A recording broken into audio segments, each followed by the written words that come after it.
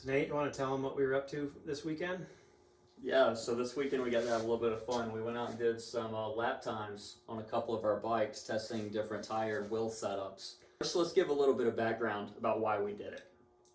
Obviously, we come from racing background, and when you race any type of machine, whether it's a car, truck, motorcycle, bicycle, it's lap times. You're doing laps on a course, and the course is consistent. Road courses are much more consistent than off-road courses, and we knew when we started this company that we wanted to test things on a track and get consistent results in lap times so that we could show as new upgrades came out, new tires, new suspension, whatever the case may be, we're going to take all these things out to the track and we're going to test them, and we're going to give you guys lap times through both video and published under our website. Yeah, so that might be part of our background. You know, we've talked about this before, being racers. I think we have tenths and hundredths and kind of in our blood. We're used to lap times. And we have a very consistent track that we love going to, which is perfect for Surrons. We took one of each setup out there. So what were the three that we compared this time? So we've got the 1821 that's on my bike right now, the beautiful gold Excel rims. On the rear is a MX33 motocross tire, perfect for what we were doing out there, doing track times. Up front, in a lot of videos we've had MX33s. We're actually testing out the new Tusk T35 tire, which when you look at it, it looks a lot like the MX33 Dunlop. Not quite a direct copy, but really close. And I can tell you I was very impressed with that. It had all the traction I needed on that 1821. Yeah, luckily a lower cost too, so that's a fantastic tire. I was blown away by how good it was. Yeah. I thought it was an MX33 the whole time we were riding. Yeah, so the other setup was the 1619 that we've really talked a lot about. Wheel set that feels like it was built for the Surron size. It's perfect for the chassis. This is a Washougal 19 on the front, stock rim. Yeah, and we get a lot of questions about the Washougal. We want to sell it on our store. They're sold out though. You cannot find this tire anywhere unless you're incredibly lucky. But we have the same size in MX33s, Tusk T35s. It's a $39 tire if I remember right, and it works it's so incredible well. for the price you're paying. Yep. On the rear, this is our famous Shinko Cheater. This is our #1 selling 16-inch tire. I will say, for doing lap times, it wasn't that great. Even though the bike performed awesome with the 1619 out there, you could really feel the soft rubber compound squishing around in the corners. Yeah. And surprisingly, I felt it on the straightaway, which Yeah. I did not expect. Yep. So it's in the gummy category of tires. It grips exceptionally well. I could bend it into any turn, and I will not lose the rear end on that tire. Yeah. It's extremely good. But for fast flowing tracks like we did, you can actually feel the knobs flexing a little bit. That Shinko Cheater, trail riding, all the normal types of riding we would do, it's my go-to tire. I love it. Mine too. But when it comes to track times, the sticky compound holds it back just a little bit. Well, the third wheel set. 100% stock, 48-tooth sprocket, stock inner tube, stock CST tires. One more thing about sprocket size. So we mentioned in our speed testing videos that we want to base everything off of OEM, which is 48-tooth steel sprocket, which is a heavy little beast. These aluminum sprockets that we sell are much, much lighter. We ran 48-tooth on the OEM, obviously. The 1821 has a 54-tooth, and the 1619 we ran the stock 48-tooth. The reason we did that is in our acceleration tests, the 54-tooth on the 1821 was almost identical acceleration to a 1619 with the stock 48-tooth. So we wanted to do that to make the comparison fair, more equal and fair, because the 1821 has a little extra weight, and the diameter of that 18-inch wheel takes away from the gearing, and so you have to install a larger sprocket to counteract that bigger diameter tire. Yeah. A bit more detail about the lap itself. So as we get into the lap times, there's you know, we talked about why we wanted to do lap times with it being consistent lap after lap. So this bike and the other bikes that we've been testing, each with a different wheel set on it, or changing the wheels to use the same bike, charged back up to 100% each time. So it was a perfect test. We did about 30 laps with different setups. That's a good point. So how many laps per wheel setup did we do each? Yeah, so we did 5 laps on each setup, charged back to 100% each time. We would trade, and then Brian would do 5 laps on the same setup. We would come back, compare notes, and give feedback about the setup, switch it back over to the next size, charge the bike to 100%, go out again. Yep. I'm gonna give a few spoilers here. Who do you think got the fastest lap time between the two of us? Body weight? Yeah. I'm a little bit of a disadvantage. With gear on, I'm pushing 200. Yeah. You're probably closer to what, 150? 155 so. with all my gear on. Yeah, so yeah. pretty big weight difference between the two of us. But something really interesting happened. We both got identical lap times on this setup. Yep. So for some reason, the weight didn't affect the 1821s. It's hard to say why, and we mean the exact same number, which is surprising. It's hard to say why that is. I don't have a good answer for it. I think I'm better in the turns. Yeah, you might be on a bigger bike. And I can say, with my extra weight, the biggest thing I noticed is, you know, when you jump on an 1821, you feel the extra weight, and it's not as quick and nimble and doesn't turn as fast. But on the track that we did lap times on, I had a lot more confidence on the 1821. A lot of it was because this had full-blown motocross tires on it, and not the Shinko Cheater. That Shinko Cheater with my extra weight was a really big disadvantage. The bike was not very stable. It really moved around on me, and that's why I felt I did better on the 1821 in that particular test. He's got lots of grip on the 1821, but it's a little slow accelerating. Oh man, you can really go fast on these corners.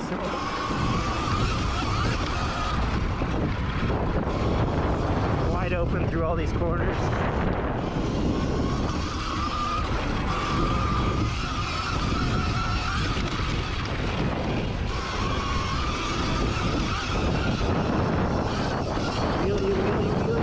Surprising. I didn't notice it as much as Brian did. Maybe that is just the body weight difference of that tire.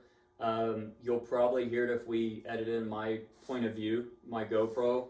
As soon as we went from 1821 down to 1619, I made it half the lap before I started laughing and calling out how much faster the bike felt. Immediately faster. It does feel a little bit smaller, so I understand why bigger riders maybe want to go 1821, but I'm 6 feet tall, and I kind of like the smaller wheels, especially as playful as this is. All right, try and bend this in. You just mentioned acceleration speed. You felt the slowness that the 1821 introduced, and the 1619 when you got onto it felt fast and nimble. Yeah. I also felt that. I definitely felt this was definitely slower acceleration-wise, and on the straightaway, I was actually surprised this couldn't hit the top speed on the straightaway that the 1619 and the OEM hit. They both hit 36 miles an hour on the straightaway, whereas the 1819, the fastest I saw was 2 miles an hour slower, 34. And we could feel all of that. However, in the turns, I know for without a doubt I was faster in the turns on this setup because these tires stuck to the track like glue. They were so consistent, and with my extra weight, I had no problem going really fast around the corners. That's funny. That's how I would describe the 1619 for me. I felt more comfortable. I felt like it was planted. I guess they're both great setups. Yeah. Right? The height probably worked for you, you know, leaning the bike over, having your leg out. Anyway. But I will say I can't wait to go back and retest the 1619 with the motocross tire. So I think that's going to be my fastest lap time. By the way, if anybody ever wants a stock CST tire, we've got a whole pile of takeoffs. So We'll sell them to you real cheap. Yeah. Okay, so that when we jump back over to the stock setup, first impressions. Well, before I got on the bike and twisted the throttle, I was a little bit scared, to be honest. How come this bike looks so funny, Nate? Looks like it has bicycle tires on it. I know. What's with these nasty little bicycle tires? Not very confident, but we'll see what happens. Yeah, Hopefully I don't crash on my first lap. I'm a little scared because we were going full speed, wide open on the other tire setups, and that might get us in trouble on this. I think it's going into the turns fast and trying to get traction coming out. It's going to be tricky. Otherwise, I mean, I expect them to be fast on the straights. Because we tested the OEMs last, and we had been going as fast as we possibly could with these full-blown motocross wheels and tires, and pushing it to the point where a couple times we almost went off the track or blew a turn, or because some of the turns were sandy and other turns had really nice traction in them, so there's a little bit of Fast and flowing. So I was a little scared because I've ridden on the stock tires quite a bit, and I know that they don't have nearly as much traction. To be honest, they did a little bit better than I thought they were going to do, but there was one turn in particular, out of my 5 laps, I blew the turn 3 times. Yeah. I could not nail that turn. Whoa, washed big time, almost went down. Stock tires do not have a lot of traction. Definitely quicker though, I can feel the acceleration. Took that corner pretty good because it's so consistent, and washing the front end. These berms are so good, it lets you get away with a lot. The other point is lack of consistency. I felt like I was on the verge of crashing the entire time on the OEM wheels and tires. Yeah, so confidence is key when you're riding extremely fast. You want to know that your bike is going to handle a certain way. I had a hard time in turns 1 and 2 are sandy, like sand pit turns. So you'll probably notice in the video that braking, I would skid the rear tire way more. So I had to start using both brakes really well. Because it just wouldn't stop as well as one of these tires. I couldn't get out of the turn as fast because it would spin. So in the video, you'll probably see sand shooting up. That's just because the stock tires are so narrow that they don't get great traction. Yeah, I was watching some of the drone video, and I definitely saw your rear end wagging out of some of the turns. Yeah, and I almost crashed on every lap with the stock tires. So that kind of speaks for the traction that they're able to achieve. One of the things that I found difficult on the Surron versus a gas bike was the roll-on of the electric motor, even with the stock controller, is not as consistent as a gas-powered bike. With a gas-powered bike, I can roll on and make it really smooth. On the Surron, it was much more jerky. Yep. And feels off or on. Yeah, and in a way. I honestly think a back forth 8,000 plus a 72 volt, if you don't have a really good tuner mapping that throttle to the battery and the outputs, it's going to be a disaster. That thing's going to be uncontrollable, and you'd probably get slower lap times or crashes or whatever compared to what we did on this one, stock. Yeah, so over to the lap times, how do we do? Well, what do you think got the slowest time? Pretty easy, I think.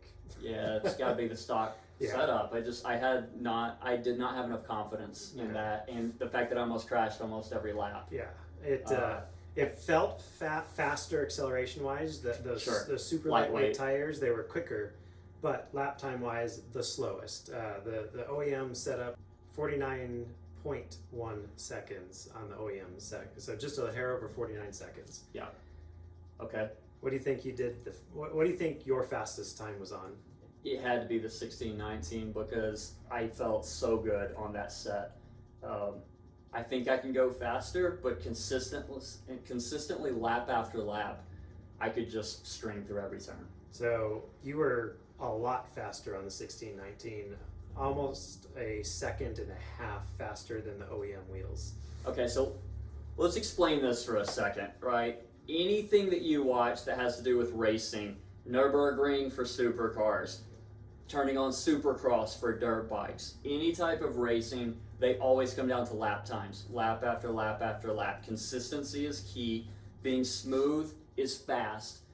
A second and a half on the very small lap that we did, so averaging what, around a 49-second lap, let's just say. Yeah. A second and a half or 2 seconds is the difference, if it were a race, in between first place and last place. Yep. That's a drastic difference in the racing Right. world. To put that in perspective, so if we did 10 laps on that track and this was a race, Yep. they're 15 seconds behind at the end of the race. So 15 huge difference. seconds. That's huge. That's a huge difference in the racing world. Yeah. Okay, so that was me. What about the 1821 setup, which felt fantastic? It's got to be right in the middle. Yeah, it was right in the middle. So the fastest lap time on the 1821 was 48.48. So that's about 0.62 faster than, so more than a half second faster than the OEM. The interesting thing was we both got that exact time On this bike. Yeah, so somehow the weight disadvantage of me on the 1821, I think it was the extra traction in the corners, helped me out a lot on this bike. And so we actually got the exact same lap time. 1619, you killed me on the lap time. Your lap time was quite a bit better. Some of those turns, I have it wide open the whole time. Yeah. And I know that these tires will grip Yeah, and whereas not wash out, which is amazing. I couldn't do that, and that's why your lap time was faster on the 1619 than me. Yeah. If I was going full speed, the Shinko cheater was holding me back. So that's why we're going to go back out with a motocross tire, and I'm going to redeem myself. Yep.